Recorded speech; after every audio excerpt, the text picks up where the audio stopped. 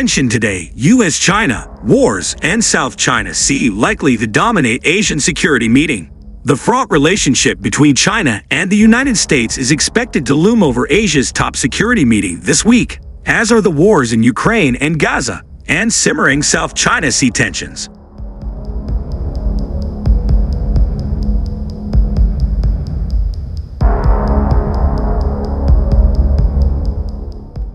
The Shangri-La Dialogue, which attracts top defense officials, senior military officers, diplomats, weapons makers, and security analysts from around the globe, will take place from May 31 to June 2 in Singapore. About 600 delegates from nearly 50 countries will attend the meeting, which opens with a keynote address by Filipino President Ferdinand R. Marcos Jr., who has said new South China Sea rules outlined by China's Coast Guard were an escalation and worrisome.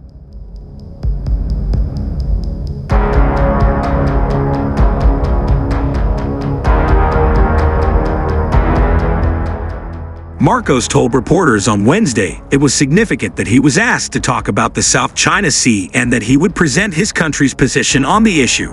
This affects the region and it affects the world, he said.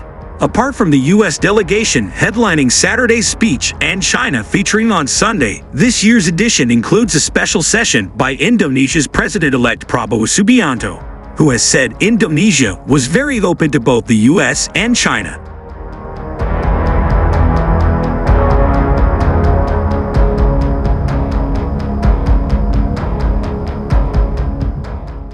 Analysts say the dialogue is useful for the bilateral and multilateral military-to-military meetings on the sidelines of plenary sessions and speeches delivered by defense ministers.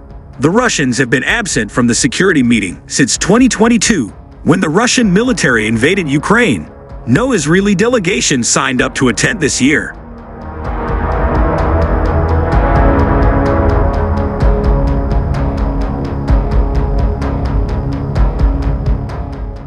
Last year, China had declined to meet the U.S. delegation.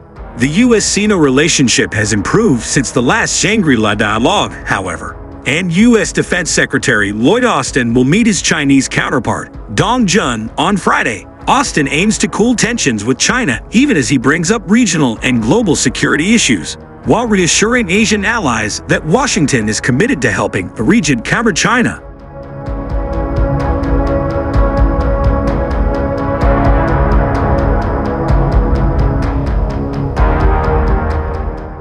In Beijing, China's Defense Ministry spokesperson Wu Qian said on Thursday that Dong is heading to the Singapore conference, but did not confirm a meeting with Austin. China believes that high-level China-U.S. strategic military communications help stabilize military-to-military relations. China maintains an open attitude towards this, Wu said. Drew Thompson, a former Pentagon official who is now a scholar at the National University of Singapore, cautioned that the conversation might not lead to meaningful outcomes.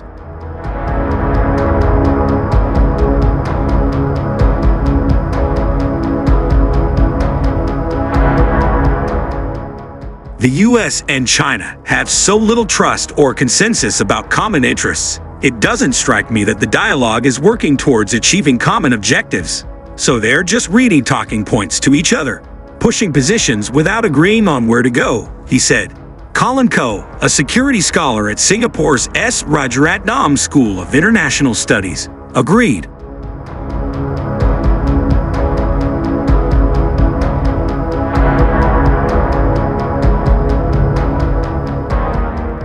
The schism between the two powers is so deep that the Sino-US rivalry has become a structural reality, he said.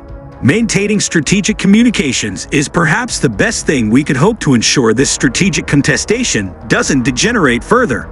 Although analysts expect the strong Western turnout at the dialogue to keep some focus on Ukraine and Gaza, issues related to China will most likely be front and center.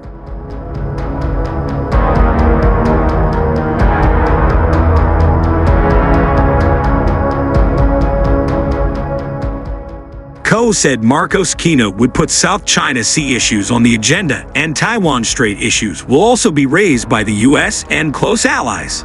Taiwan is surely a matter of international security concern, especially given the recent Chinese military exercises. But beyond the flagging of crisis stability risks and the potential specter of tensions erupting into outright armed conflict, I suppose most regional participants will try to avoid making this the dominant agenda for discussion considering the political sensitivities, Ko said.